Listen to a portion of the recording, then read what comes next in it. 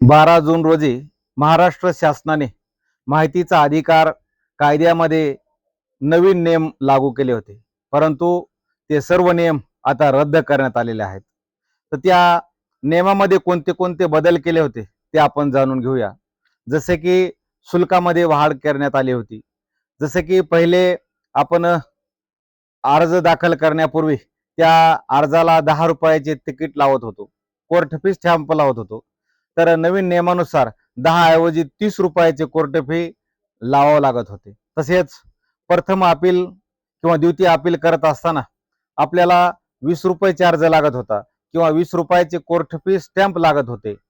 तर नवीन नियमानुसार प्रथम अपीलासाठी 50 आणि द्वितीय अपीलासाठी 100 रुपये आकारण्याचं ठरवलं गेलं होतं।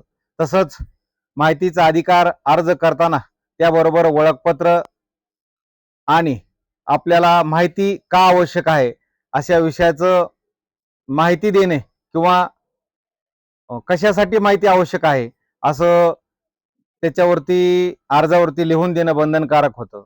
अशा प्रकारचा नियम शासनाने नवीन लादले होते, परंतु ते सर्व नियम आता त्या सर्व नियमांना स्थगिती देण्यात आलेली आहे। तर मित्रांनो, आता कुठल्याही अर्जासाठी जास्त शुल्क भरण्याची आपल्याला अजिबात गरज नाही।